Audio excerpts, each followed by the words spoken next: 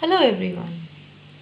This video is a continuation with the previous video, Matter in our Surroundings, Effect of Pressure and Evaporation.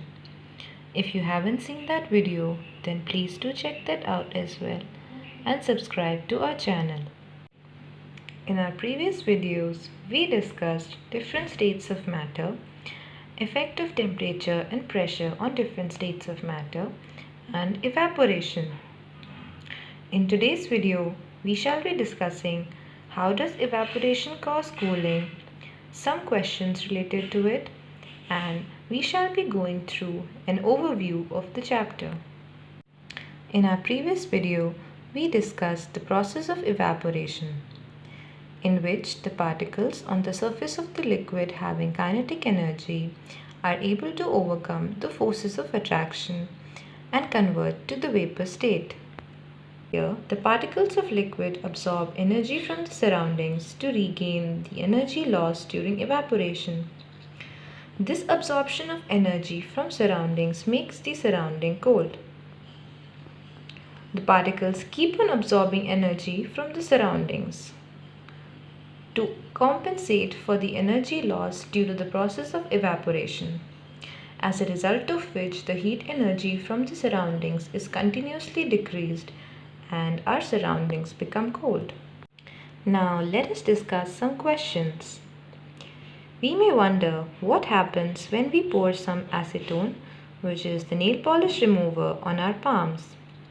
All of us might have experienced it. We feel a certain coldness. How does this happen? The particles gain energy from our palms or surroundings and evaporate, causing the palm to feel cold. As soon as the particle reaches our hands, they gain the energy from our palms or the surroundings and evaporate instantly, as a result of which we experience a certain coldness. Another very common example which can be seen during summers.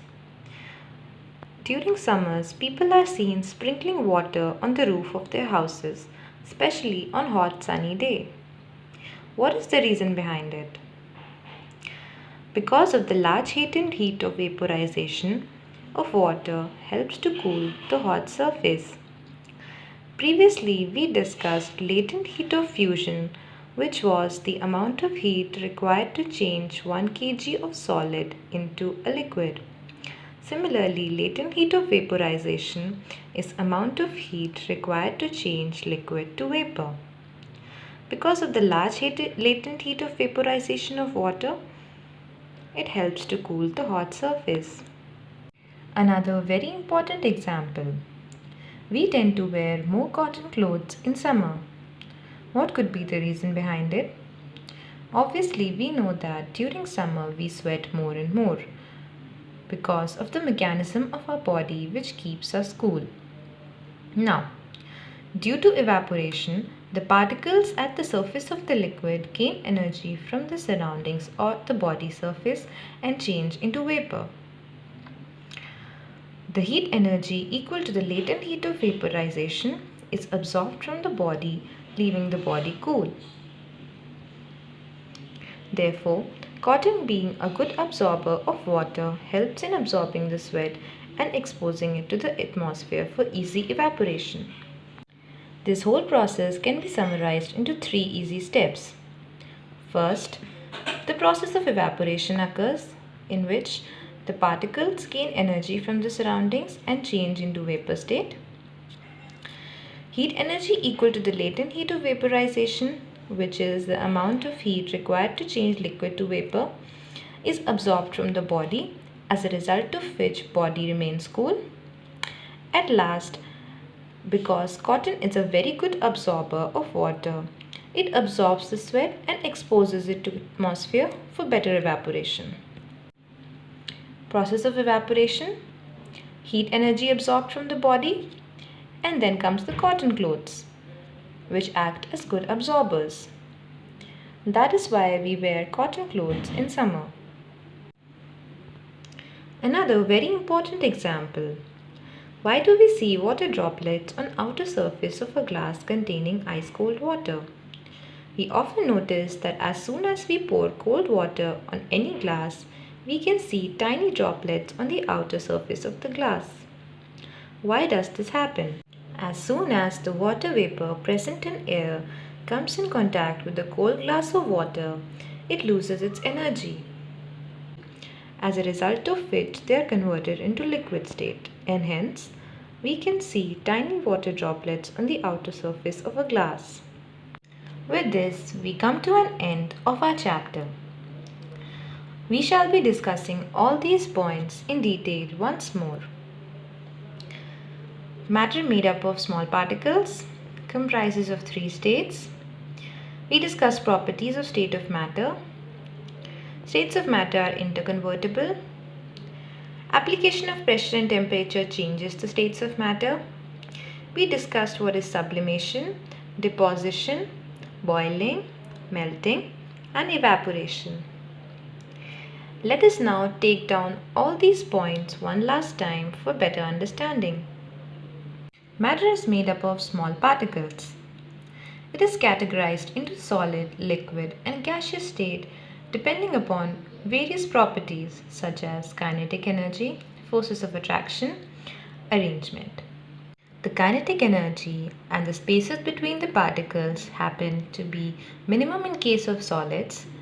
In liquids, the spaces are still more than solids but lesser than gases. The forces of attraction in case of solids are maximum.